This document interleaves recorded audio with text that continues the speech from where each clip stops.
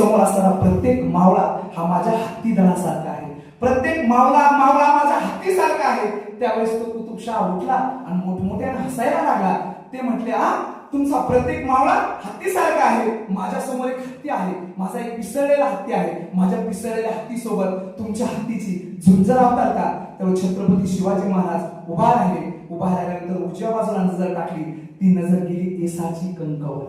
ज्या व्यक्तीवर नजर शिवाजी महाराजांची पडेल तो व्यक्ती मैदानात येऊन उभा राहत होता. तेव्हा एकनिष्ठ मावळा त्या कालखंडामध्ये छत्रपती शिवाजी महाराजांनी तयार केला होता. येसाची कंक समोर आले. समोर आल्यानंतर हातामध्ये धार आणि तलवार घेऊन उभा राहिले. समोर पिसाळलेला हत्ती आला. हत्ती आल्यानंतर यांची प्रचंड झुंज सुरू झाली. पिसाळलेला हत्ती म्हटल्यानंतर त्यांनी पहिली झेप आपल्या येसाची कंकावर घेतली. येसाची कंक सपकन डाव्या बाजूला झाले. हत्ती समोर येऊन पडला. हत्ती समोर येऊन पडल्यानंतर येसाची कंकाला उभा असतं हत्तीने पुन्हा एकदा त्यांच्यावर झडप घातली. पुन्हा एकदा बाजूला झाले.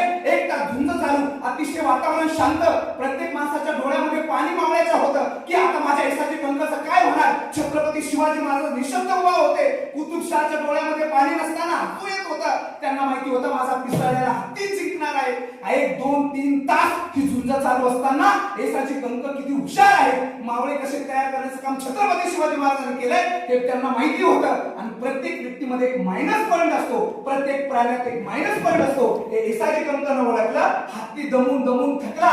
थकल्यानंतर हत्तीच्या येसाची कंकच्या लक्षात आलं की हत्तीला पाठीमागे वळता येत नाही. आणि येसाची कंकनं हत्तीच्या बाजूने गेले आणि त्याने पाठीमागे येऊन उभा राहिले. हत्ती समोर शांत झाला. 10-15 मिनिटं शांत झाला. आणि हत्तीच्या पाठीमागं शेपटीच्या पाठीमागे येसाची कंक हातामध्ये तलवार घेऊन उभा राहिले. सगळं वातावरण शांत झालं. हत्तीला पाठीमागे फिरता येणार, कारण हत्तीला पाठीमागे फिरता येत नाही. हत्ती समोर जास्त जातो, पाठीमागे फिरत नाही. तरी सुद्धा पिसाळलेल्या हत्तीनं पाठीमागे फिरण्याचा प्रयत्न केला. त्या क्षणामध्ये त्यांनी तलवार काढली आणि सोंडेवर टाकली. सोंडेचा तुकडा केला आणि तिथे खऱ्या अर्थानं सगळ्यात मोठा मराठ्यांचा विजय कर्नाटक मध्ये झाला. आणि त्यावेळेस मोठमोठे